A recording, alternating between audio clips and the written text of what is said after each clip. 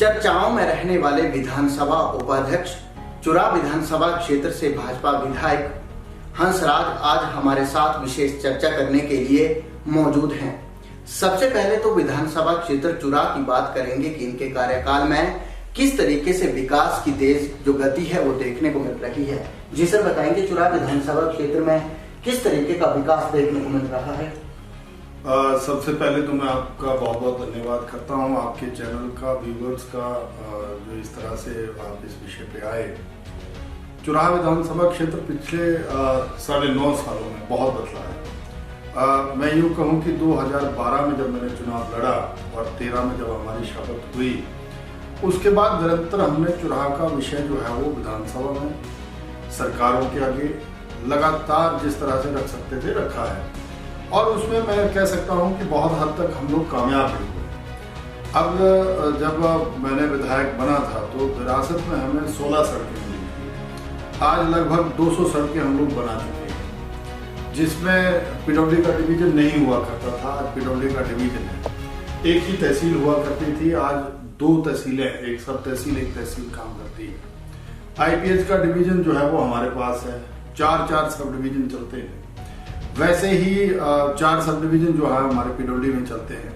100 रुपए का चालान कटवाने के लिए हमें 100 किलोमीटर जाना पड़ता था। आज हम सब जज कोर्ट यहाँ पर खोले हुए हैं। एक ITI जो तीसा के नाम पर हमें मिली थी, सरकारी औद्योगिक प्रशिक्षण संस्थान, उसको भी उठा करके जो है वो ले गए, लेकिन हमने उन लोगों के साथ भी अन्याय नहीं किया। आज हमारे पास 2 ITI हैं। अभी एक ही कॉलेज हुआ करता था, 2 कॉलेज हो जाएंगे, एक ही अनाउंसमेंट अभी हो गई है। तो एक बस जहाँ पर 2 बसें खड़ी होती थी और तीसरी बस लगाने के लिए जगह नहीं होती थी, आज हमारे पास जो है वो मतलब एक बहुत भव्य बस अड्डा बन करके तैयार हो रहा है। आज बहुत बढ़िया जो है वो हम लोग एक मिनी सेक्रेटरीट जो है वो, जिसकी फाउंडेशन हम खुद रखने जा रहे हैं, वो दे रहे हैं। तो मैं समझता हूँ कि चुराह ने जो है वो, जहाँ कभी एक PHC खोलना संभव नहीं होता था, 3 PHC में अपने कार्यकाल में खोल चुका हूँ। बहुत सारे स्कूल्स अपग्रेड कर चुके हैं। जहां एक डॉक्टर जो है वो आपके सिविल हॉस्पिटल में रहा करता था, डॉक्टर जसवंत जी 20-21 साल रहे वहां पर।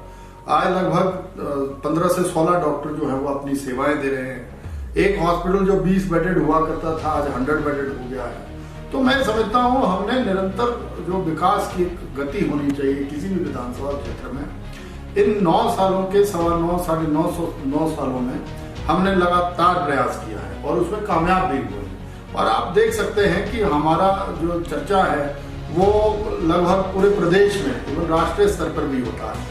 तो जिस चुराह विधानसभा क्षेत्र को लोग जो है वो बैकवर्ड, पिछड़ा, या हम यूं कहें रिमोट, जहां कोई सेवाएं देने को नहीं आता था, आज फुल विधानसभा क्षेत्र चलता है। पर विपक्ष की बात करें तो विपक्ष आपके ऊपर बार बार हमला कर रहा है कि ये जो आपने विकासात्मक कार्य गिनवाए हैं ये कांग्रेस द्वारा किए गए हैं और आप इसका क्रेडिट ले रहे हैं। तो विपक्ष को आप क्या कहेंगे इससे? ऐसा कांग्रेस ने सबसे बड़ा दुर्भाग्य क्या रहा है कि आजादी के इन 70 सालों में, 75 सालों में लगभग 66 साल समूल रूप से चुराह में तो सत्ता करी है, जो मैं सीधा व्याख्यान करता हूँ। अब जब वो ये कहते हैं कि उनके किए हुए कामों को, डिवीजन तो उनके टाइम में कोई नहीं था, कोई सब जज कोर्ट नहीं था, कोई बस अड्डे की चर्चा नहीं थी, कोई 100 बेडेड नहीं था, कोई कॉलेज दूसरा या दूसरे कॉलेज की कभी कल्पना नहीं थी। ITI जो सिर्फ 1-2 एम्ब्रॉयडरी और सिलाई कटाई करवाता था, आज फुल फ्लैग बहुत बड़ी ITI चलती है। तो प्रत्यक्ष को प्रमाण की जरूरत है ही नहीं। मतलब आप डिबेट करवाए, कभी उनको सामने बिठाए तो उनको भी पता चले और उनको हम बताएंगे कि हम कहाँ से कहाँ पहुंचे। और मैं तो ये कहूँगा कि उनको अलग ज्ञान हुआ है, पूरा ज्ञान जब होगा तो वो स्वयं समझ जाएंगे कि आज हम कौन सी जगह पे पहुंचे हैं। मैं तो यही कहूँगा कि आपने अपना समय गंवाया है। उसमें चुराह का जो यहाँ संस्थान थे भी, उनको भी लोग उठा करके, जैसे आज भी हमारा फॉरेस्ट का डिवीजन जो है वो सलूनी में चलता है, डलहौजी विधानसभा क्षेत्र में। तो हमारे साथ जितना भी अन्याय हुआ है वो सारा कांग्रेस के टाइम में हुआ है। कांग्रेस ने भेदभाव की, जातिवाद की, धर्म की और क्षेत्रवाद की राजनीति करी है। हमने समूल विकास किया। आज आप नहीं मानेंगे, 200 करोड़ रुपया IPH में ही खर्च कर रहा हूँ, लगभग 250 करोड़ हो गया। इतना ही लगभग 150 करोड़ हम पिडोली में खर्च कर रहे हैं, जहां 5 लाख की डीपीआर हमसे जो है वो सैंक्शन नहीं होती थी। तो ये बात करते हैं कि जी हमारे कामों को, मैं तो ये कहना चाहूंगा कि वो जो अध्याय उनके दौरान लिखा गया है वो काला अध्याय है एक तरह से। विपक्ष का कहना है कि विधानसभा उपाध्यक्ष हंसराज ने केवल अपना और अपने सगे संबंधियों का केवल विकास किया है, धरातल पर उन्होंने लोगों का कोई भी विकास नहीं किया है। इसे लेकर क्या कहेंगे आप? उनका बिल्कुल सही कहना है, मैं बिल्कुल उनके किसी भी उससे वो बहुत सच कहते हैं।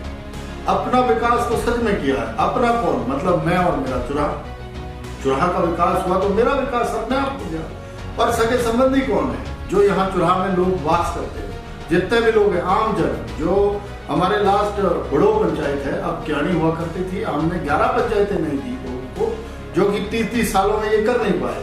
तो वो जितनी भी, चाहे लास्ट हमारा शुरू का क्याणी का गांव है या बड़ो का, निहुई का, दतियाणु का, वहां से लेकर के लास्ट के बैरागढ़ जहां हम लोग आज चर्चा कर रहे हैं, तो आप नहीं मानेंगे कि जितने भी लोग आते हैं वो सारे सगे संबंधी हैं, चाहे हिंदू मुसलमान है, चाहे वो सिख है, ईसाई है, चाहे जितने भी जात पंथ पार्टियों के लोग भी हैं। इवन कांग्रेस के लोग टूट टूट करके भारतीय जनता पार्टी में आए, इसका मतलब वो मेरे सारे सगे संबंधी हैं, उन सब का विकास हुआ है। और मैं मानता हूँ मैंने अपना और अपने सगे संबंधियों का विकास जो है वो चुराहा के होने का जो एक अनुभव होना चाहिए वो किया है। तो इसमें उनका कोई वो नहीं है, मैं उसको कटाक्ष नहीं।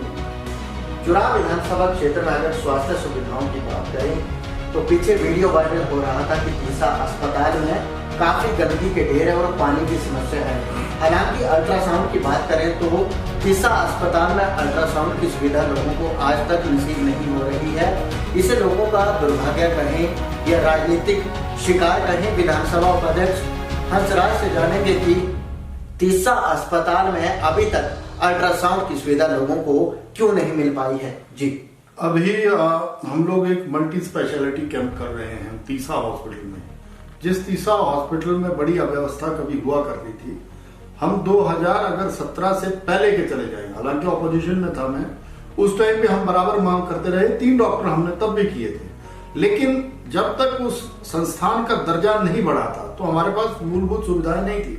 आज सैनिटेशन के लिहाज से हमने सुलभ के साथ संपर्क किया और वहां पर 3-3, 4-4 मुलाजिमों को हमने भर्ती किया है। अभी कोविड का बहुत भयंकर दौर हुआ, लेकिन हमने किसी व्यक्ति को यहाँ पर कैजुअलिटी नहीं होने दी, मरने नहीं दिया।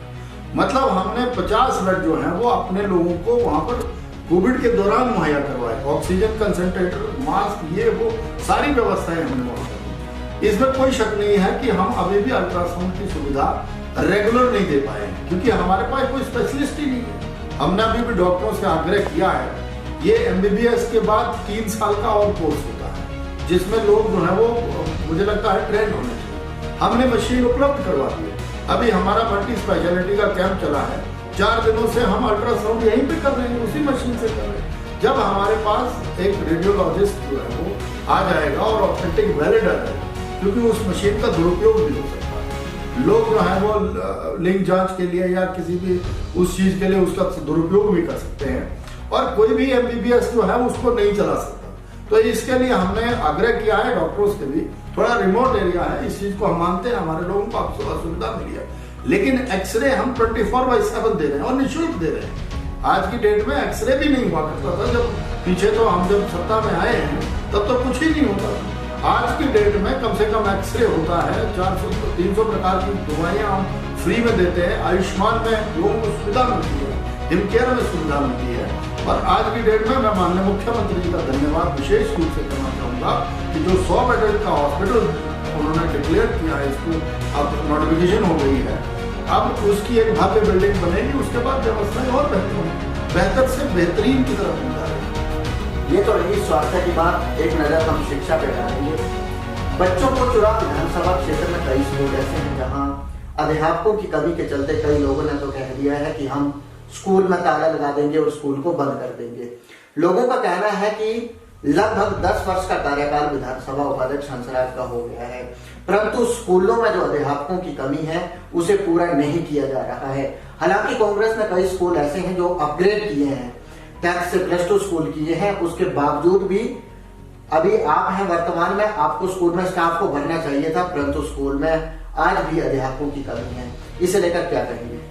ऐसा ही बिल्कुल सही है कि अपग्रेड कई स्कूल ऐसे हुए 2017 मतलब 16 के एंड में कांग्रेस की सरकार जब जा रही थी तो उन्होंने अपने वोट बैंक को बचाने के चक्कर में कई जगह पर इतनी अनाउंसमेंटें कर दी, जैसे चुनाव में भी हुई, कि इतनी अनाउंसमेंटें हुई कि हमको वो बचाना ही मुश्किल हो गया। मतलब जब आप सरकार तो कंटिन्यूटी में होती है, कोई सरकार थोड़ी ना बदलती है, वो तो दल बदल जाता है कि आप पहले कांग्रेस चला रहे थे, आप बीजेपी चला रही है। वो इतने संस्थान खोले कि उनको समेटना ही मुश्किल हो गया सब लोगों के लिए। बीच में फिर कोविड की मार आई, 2 साल तो हम लोग वैसे ही प्रभावित रहे।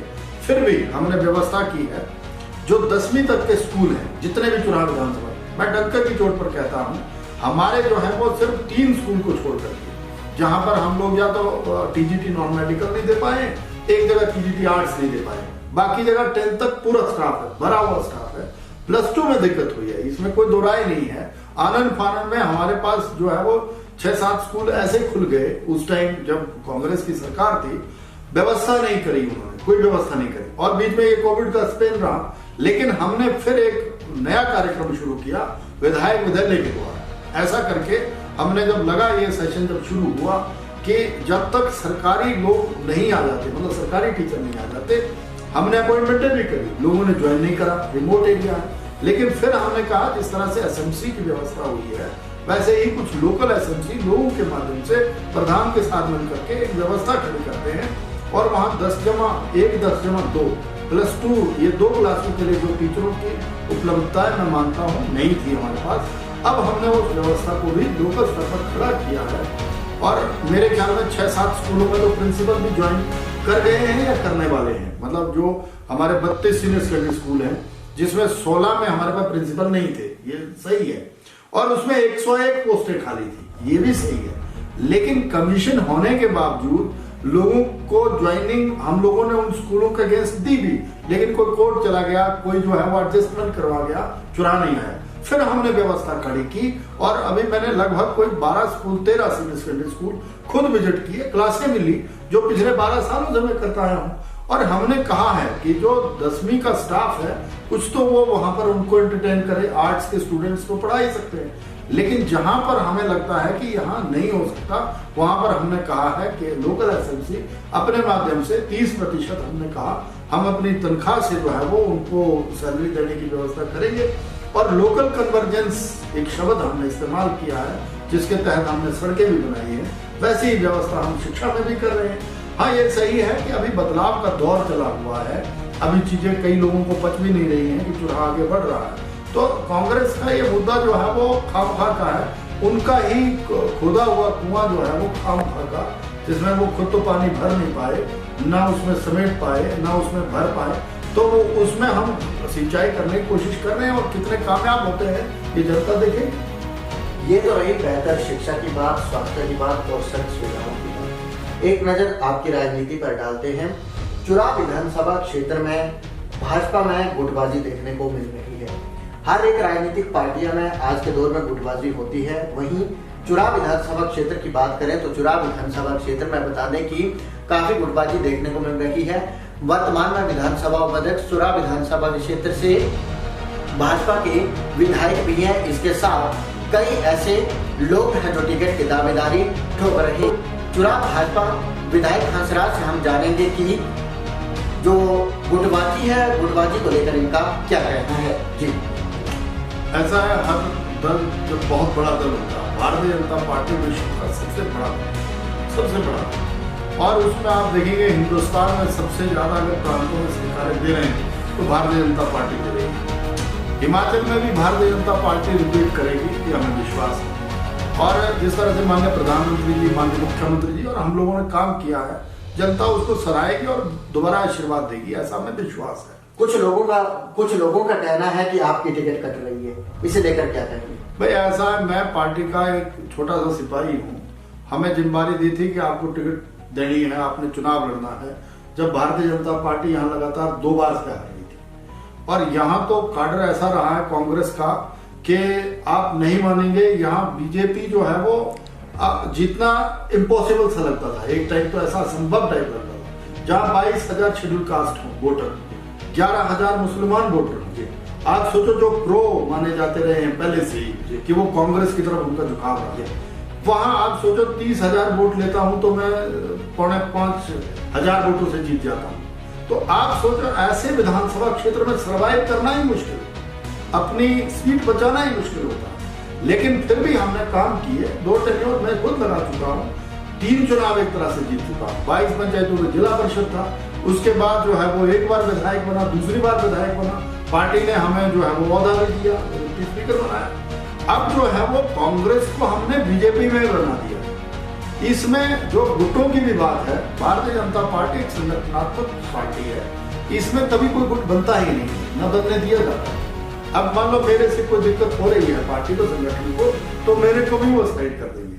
ये व्यवस्था है हमारी, राष्ट्र पहले है, उसके बाद किसी व्यक्ति की बात होती है। लेकिन मैं यहाँ पर बड़ा साफ स्पष्ट कह देना चाहता हूँ, जिस तरह के हमने काम किए हैं और जिस तरह से डेवलपमेंट का काम हुआ है, मुझे नहीं लगता है कि पार्टी हमें घर बैठाए। और कोई इतना बड़ा वो भी नहीं है कि हमने लगातार 24/7 पार्टी के लिए काम किया हुआ है, पर लगातार प्रयासरत रहता हूँ कि किस तरह से भारतीय जनता पार्टी का जो बहुमत है वो बढ़े यहाँ। अब आप देखेंगे कि कांग्रेस के जो पूर्व के भी बहुत बड़े दिग्गज लीडर रहे, वाइस चेयरमैन रहे महाजन साहब, बहुत बड़े दिग्गज, उन्होंने अभी पार्टी ज्वाइन की थी, 9 प्रधान और आए उनके साथ साथ, मतलब एक तरह। और आप नहीं मानेंगे, अभी चुराह में जो है वो आपने एक और तस्वीर बदलती हुई देखी होगी। यहाँ 2012 से पहले कभी बीडीसी का चेयरमैन नहीं बना। 71-72 की बात बताते हैं, मैं तो 83 में कर रहा हूँ। हमने लगातार 2 बार बीडीसी की चेयरमैनी जो है वो निर्विरोध बनाई, और जिला परिषद के कैंडिडेट जो है वो लगातार तीनों सीटें जीती। जिला परिषद भी चेयरमैनी बना के दी, हमने खुद स्वयं बनवा करके दी है। तो पार्टी यहाँ मजबूत हुई है, और अभी 38-39 साल की हमारी उम्र हुई है, 83 का जन्मदिन है। तो आप नहीं मानेंगे, जो हम कर सकते थे हमने अपने एफर्ट्स जो है और बढ़ा दिए, और पार्टी आज मजबूती के साथ खड़ी है। तो मुझे कहीं पर नहीं लगता, ना किसी का डर लगता है हमें कि हम जो है ऐसी स्थिति से कभी गुजर सकते हैं। पार्टी के लिए काम किया, जो पार्टी जिम्मेदारी लगाएगी हम लोग तैयार हैं। आम जनता की बात करें तो आम जनता का कहना है कि चुराह विधानसभा क्षेत्र से विधानसभा उपाध्यक्ष हैं, परंतु कभी उन्होंने विधानसभा में प्रदेश में बढ़ती महंगाई या क्षेत्र में बढ़ती महंगाई के लेकर आवाज नहीं उठाई, क्या कारण है? ऐसा है, महंगाई जो विषय है ये कालांतर हर टेन्योर में चलता है।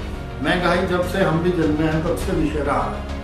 हिंदुस्तान जब आजाद हुआ 1947, तब से जो ये मुल्क 2 हिस्सों में बटा और चीजें जो है वो बदली, लेकिन तब से जो है वो हिंदुस्तान की सरकारों ने अपने अपने स्तर पर प्रयास किया होगा, अब भी प्रयास जारी रहता है।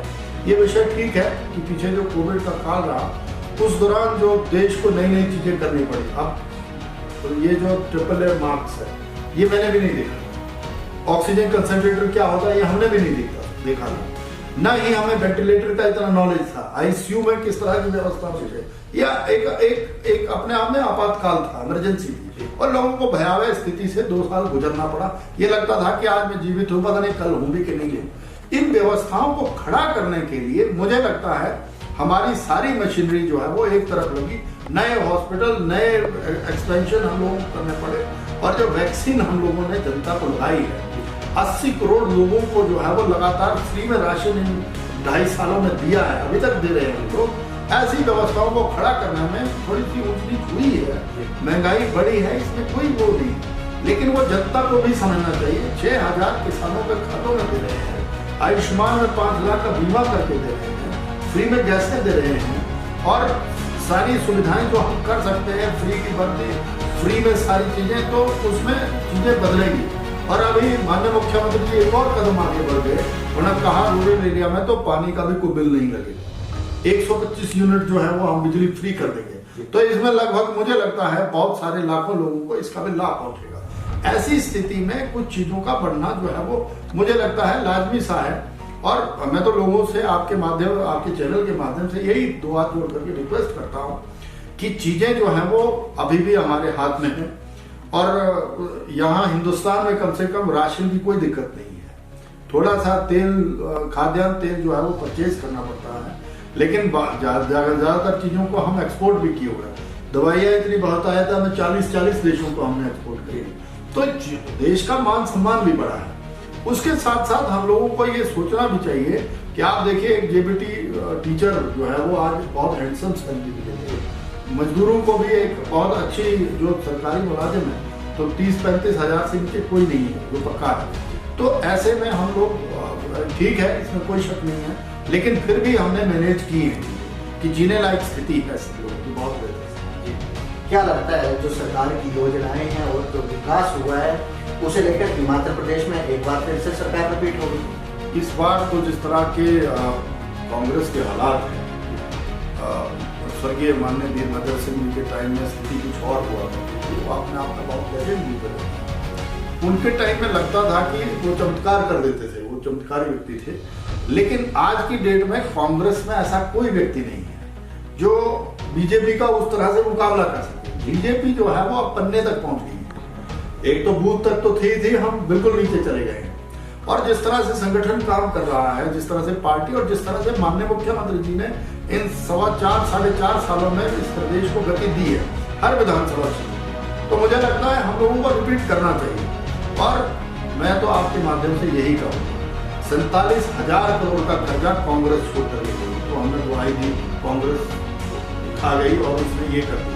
और लोगों के सामने सब लोग यही कहते थे कि भाई तुम लोग जो है वो हम लोगों को थोड़ा सा और आगे बढ़ाओ तो हम इस कर्जे को भी भुगत देंगे। अभी कर्जा जो है वो 66,000 करोड़ का हो हिमाचल का है। तो आप सोचो अगर हम लोग सत्ता से हट जाते हैं तो उसकी जिम्मेदारी फिर कांग्रेस में आ जाएगी, फिर कांग्रेस बोलेगी देखो जी बीजेपी सब कुछ खा गई और अभी जो है प्रदेश के हालात ठीक नहीं है, तो 4 साल 5 साल वो भी ऐसे ही गुजार देंगे।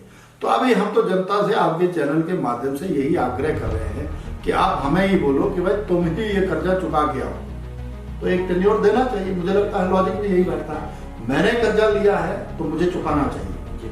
मैं अपने घर का कर्जा चुका लेता हूँ लेकिन प्रदेश का कर्जा नहीं चुकता, तो इसमें जनता को भी सोचना चाहिए, उनको कहना चाहिए जैसे अन्य प्रांतों में हुआ है, अन्य प्रदेशों में आपने देखा है 5 स्टेटों में चुनाव होते हैं जहां कांग्रेस तो बिल्कुल नेस्तनाबूद हो जाती है, टुकड़ा साफ हो जाता है, लेकिन वहां पर 4 स्टेटों में जो है वो भारतीय जनता पार्टी जो है वो या तो रिपीट करती है या तीसरी बार सरकार बनाती है। गोवा जैसी स्टेट, तो मणिपुर जैसी स्टेट जहां कभी कोई व्यक्ति सोच नहीं सकता था, यूपी तो आधा भारत है, 80 जहां की लोकसभा की सीटें हैं, वहां पर हम लोगों ने सत्ता दोबारा हासिल की है।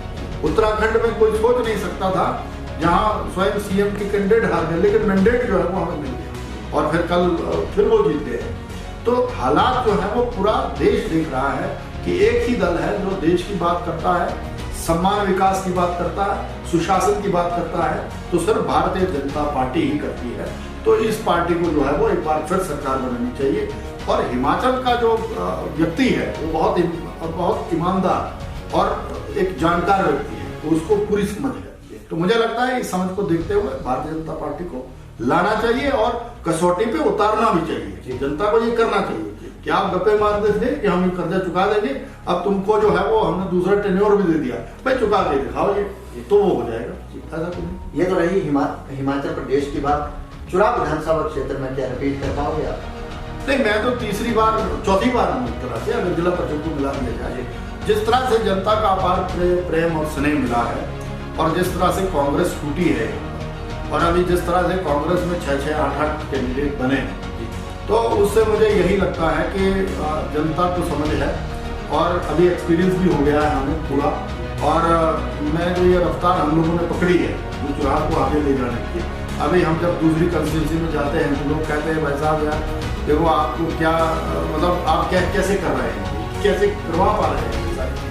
तो मैं तो आपके चैनल के माध्यम से 2 हाथ जोड़ कर विनती यही कर रहा हूँ कि देखिए हमने बेसिक इंफ्रास्ट्रक्चर चुनाव में दे दिया है, अब उसको स्ट्रेंथन करना है, साथ में लाइवलीहुड को जोड़ना है, मतलब जीवन उपार्जन कैसे हो, कृषि बागवानी में हम क्या कर सकते हैं, उसके लिए हमने अभी से डीपीआर बनाना शुरू कर दिया, हर परिवार को रोजगार मिले ऐसी व्यवस्था हम खड़ी कर रहे हैं। जो टूरिज्म का है, अभी रोपवे बन रहा है पानी के लिए, यहाँ से बनौड़ी से होके जाएगा, डबल लेन अगर रास्ता बढ़िया हो जाता है, जैसे हमने इंफ्रास्ट्रक्चर में काम शुरू ही कर दिया है, 2 बड़े-बड़े पुल बन रहे हैं, मेन रोड अभी बहुत सुधार हुआ है, तो ऐसा जो मेरे दिमाग की डीपीआर है उसको जो है वो इम्प्लीमेंट होने दो। आपसे सिर्फ हम 5 साल मांगते हैं, ये बस 5 साल, नेक्स्ट 5 साल उसमें अगर आपको लगा कि हंसराज से हुआ, मतलब जो उन्होंने कहा था, करके दिखाया भी है, कोई गप नहीं है हमारी, हमने करके दिखाया है। और आने वाले 5 साल में हम स्वावलंबी चुराहा कैसे बना सकते हैं, किसी पर निर्भर ना हो। और लोग हमें चुराई करके अरे बोलते थे हमें, जब मैं कॉलेज में पढ़ता था, ये चुराई आ गया, देखो बहुत बुरे हाल है, गरीब पिछड़े, ऐसा वंचित, ये वो। आज तो पूरा प्रदेश जो है वो आपका मान करता है, सम्मान करता है। एक चुराहा की पहचान बनी है, उस पहचान को नहीं खोना चाहिए। अगर आप जो है वो इस नाम से, इस वजह से कि भाई नया व्यक्ति आएगा तो पता नहीं क्या चमत्कार करेगा, तो कोई चमत्कार नहीं करता, और ना सरकार कोई बुरी होती है। आप हमें जिताओ, आप चाहे जैसी भी स्थिति में रखोगे, लेकिन चुराहा की स्थिति जो है वो बेहतर होगी, बेहतरीन होगी, और आपका नाम नहीं डूबने देंगे। मतलब ऐसी स्थिति हम खड़ी कर देंगे, ऐसा मुझे लगता है। और हमें विश्वास है कि हम विधानसभा में हैट्रिक भी लगाएंगे, और दूसरा जो है वो इस चुराहा का जो मान सम्मान है उसको नहीं लूटने देंगे। और ना ही जो साजिशें हो रही हैं, कई लोग साजिशें करते हैं कि अगर ये तीसरी बार जीत गया तो कहीं माननीय मुख्यमंत्री जी या सरकार संगठन जो है वो इसको मंत्री न बना दे। एक चुराई कैसे मंत्री बन सकता है? तो लोग इस वजह से भी आपको भी, हमें सबको खींचते हैं। तो मुझे लगता है हम ऐसे उसमें नहीं फंसेंगे। और मैं तो कांग्रेस के लोगों से भी यही उम्मीद करता हूँ कि उनको जो है वो, जो आपके लड़ाके जो 6-7 हैं उनको लड़ने दो, उनकी तसल्ली करने दो। 5 साल में वो ठंडे हो जाएंगे, और वो ठंडे हों तब तक, उसके बाद शायद मैं कुछ और काम में निकल जाऊँ। तो हमें सिर्फ 5 ही साल चाहिए, उसके बाद जो है वो शायद मैं खुद ही अलविदा कर दूँ राजनीति को। क्योंकि जो हमने सपना देखा है चुराहा को एक बहुत अच्छा चुराहा बनाने का, उसमें हम बहुत हद तक कामयाब हुए हैं। लेकिन अभी उस पर मोहर लगनी बाकी है, जब लोग बोलना शुरू कर देंगे कि भाई बहुत बेहतर हुआ है, हमें आपकी फिर से जरूरत है, ऐसी स्थिति बने, तो हम वो बस यही 3-4 साल मांग रहे हैं उनसे। और मुझे लगता है जनता हमें निराश हताश नहीं करेगी, और अपने चुराहा को पीछे नहीं रहने देगी, ऐसी मैं रख रहा हूँ समझ जी। ये थे हमारे साथ विशेष चर्चा करने के लिए चुराहा विधानसभा क्षेत्र से भाजपा विधायक हंसराज व हिमाचल प्रदेश विधानसभा उपाध्यक्ष हंसराज, जिन्होंने आज हमारे साथ विशेष मुद्दों पर विशेष चर्चा की।